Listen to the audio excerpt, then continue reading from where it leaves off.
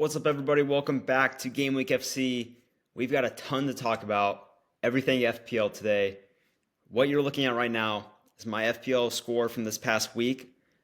We scored 49 points. Average points were 42. Not a bad week, honestly. Really, the only thing that killed me was my freaking goalkeeper getting -3 points. I would have had a pretty solid score of 52 points if that hadn't happened, but I did the right thing this weekend with everything in my squad. I felt like I benched the right people for the most part, except for my goalkeeper. Captain Holland, which many people kind of were scared to do against Arsenal. The guy is on fire. He's a goal scoring machine. Don't forget about it. And he came through for me, thankfully. Bruno Fernandes, I thought about captaining him, but I mean, I hit both stones on the head right here as having him as my vice captain. So pretty decent weekend, but I'm still waiting for that one weekend where I just pop off. And we might have to do a wild card for that soon. Let's look at the highest point total. Oshri, whatever. Unfortunately, an Arsenal fan. 112 points. Holy cow, man. Bench boost. I mean, this is a good team. Jeez. He's got some fantastic players in the squad. Bench boost, Charleston came through. Yeah, he hit the nail on the head with this team. Not too shabby. Aston Villa guy, kind of sketch, but there's no way anybody could see that happening. No one could see Matty Cash being Aston Villa's official first goal scorer of the season in the Premier League. So that's kind of insane. But team of the week, let's look at that. Best players. Guys, I am so mad. So I'm in a draft league as well, and this man, Anton Stach, however you say his name, I almost picked him up on the day before Saturday, and I decided not to, and I definitely regret it because he had an absolutely stunning weekend. There's a lot of interesting players in here. We got 2 Leeds United, 1 Sunderland, 1 Aston Villa, 1 Forest, Burnley. Wow. No Arsenal, no Chelsea players in here. Yeah, this is a weird weekend, I'm not going to lie. Let's go on and skip to, I made for Game Week 5, or Game Week 6, sorry. I made my best team for Game Week 6. So I'm going to show you guys that right now. This is what it looks like. I kind of picked all the players that I felt were going to do the best. I think there's some incredible fixtures this weekend and incredible kind of storylines. I just think Pickford, David Moyes playing against his old team, West Ham, at home. I think he could be a fantastic choice for you if you have him. I would absolutely consider picking him up. David Raya, I think he's going to get a lot of contributions and goal against Newcastle. Potential clean sheet because Newcastle kind of struggle scoring goals, but I feel a little bit better about Pickford in that game, or in that between the two. We got Tarkowski. We got another Everton player. Always going to get defensive contributions. West Ham are going to try to win the game. They probably won't, but that'll help Tarkowski get defensive contributions, dealing with Jared Bowen, etc. Next up, we got Senesi. This guy has just been so consistent with defensive contributions this season. He's bound to rack them up against Leeds United playing at Leeds. If it was at Bournemouth, the clean sheet would probably be more on the cards, but he could definitely get a clean sheet and get defensive contributions against Leeds United because I do think Leeds will push to win the game because they're playing at home. So that looks good for him. Gabriel, kind of the same reason as David Raya. Whenever you got a good team playing away against another team that's, going to try and win the game, I just feel like having defensive players is a solid move. I think he will have to make some critical plays, both of them. So that's why I picked him. Clean sheet potential, all that jazz. Next up, we got a fantastic fixture. Tottenham hosting Wolves.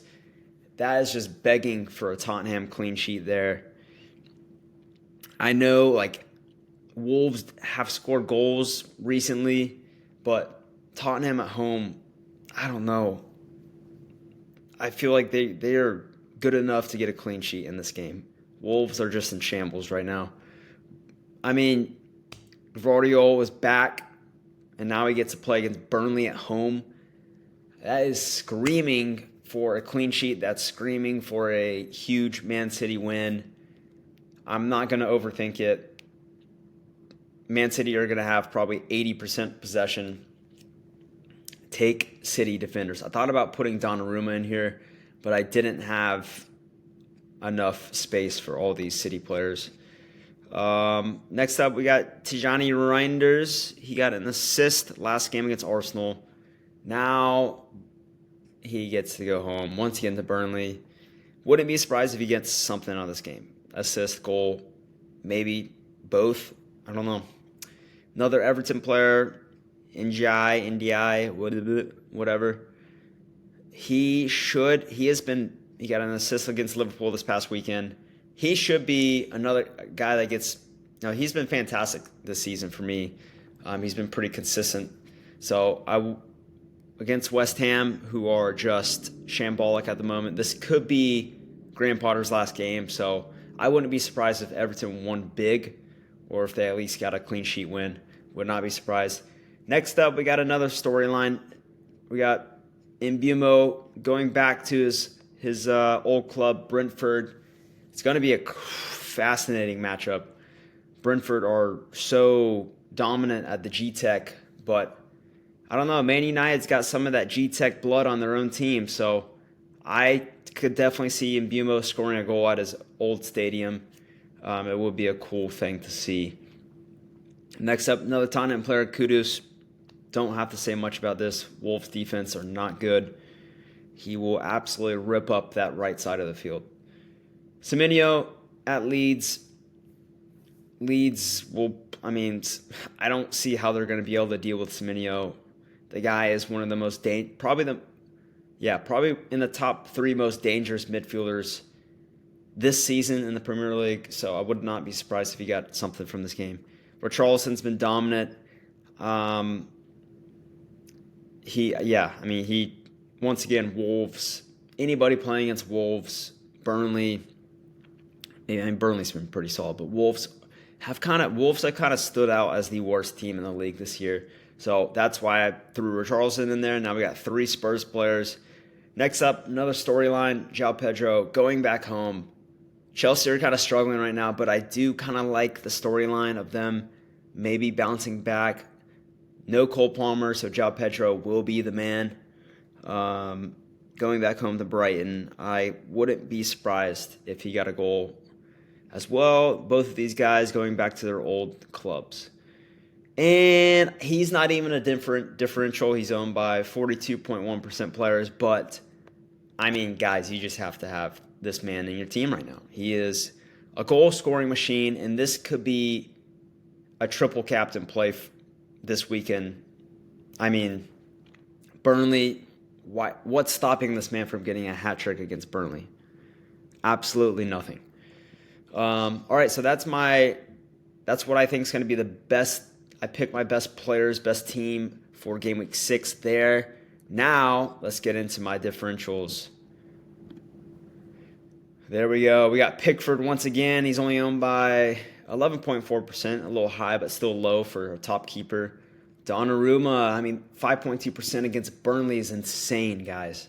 Clean sheet potential for City. Absolutely. Next up, we got Nico Williams. He scored a goal last game, 6.7%, playing at home against Sunderland. Potential. Romero, 7.0% owned. Clean sheet potential once again.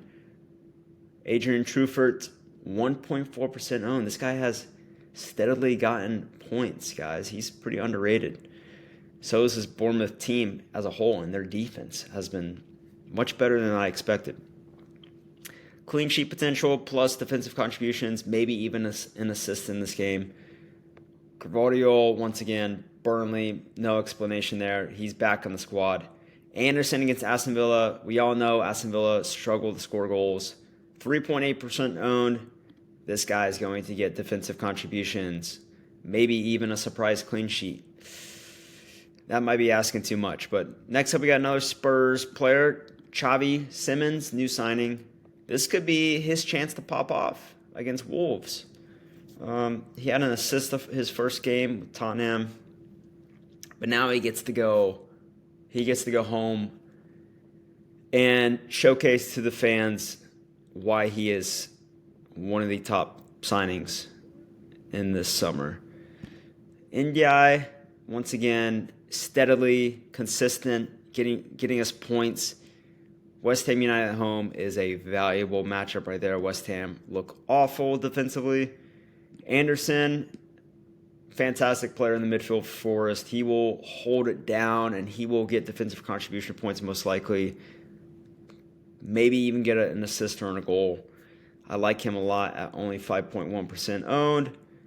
Brian Mbeumo owned by 15.2%, a little high, but still low for a top midfielder. I just love him because he's going back to Brentford, and I just feel like United are destined to score goals. Their XG, their expected goals looks fantastic on paper. At some point, they're going to start, scoring. So I like him against Brentford. Brentford are kind of struggling at the moment. Gravenberch, one of the most informed guys. He's had a couple goals this season. He had 15 points against Everton. After the game this weekend, Van Dijk said that Gravenberch, quote-unquote, is in the form of his life. Okay? So I'm just going to take a chance. I like him because he's only 2.2% owned. Yeah, why not? Crystal Palace is a tough fixture, but I don't mind it. I don't mind it at all. Next up, we got Evan Nielsen. This guy, fantastic player. People always overlook him. 3.1% owned. I think he can definitely get a goal against Leeds. I really like him in there. Bournemouth are an attacking team, and I don't know if I don't think Leeds United can handle what Bournemouth are going to throw at them, honestly. Now we got another guy. This could be very surprising to people. Owned by 0.3%.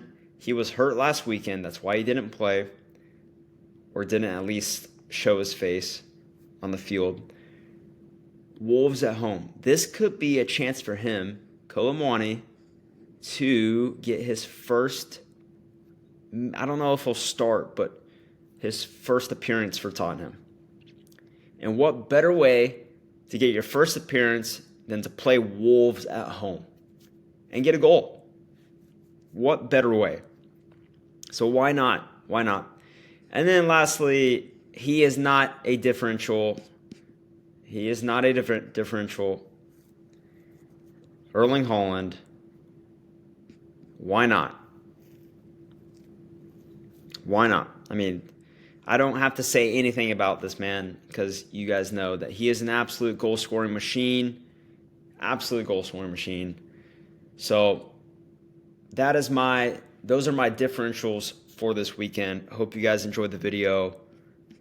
Covered a lot of stuff, but it's good information. I always like to make these little teams before I make my own team, which I will show you guys later on in this week. I'll make a video about that. But guys, it's a pleasure as always, and good luck this weekend. I know we got some Europa League games throughout this week that I'll probably be paying attention to.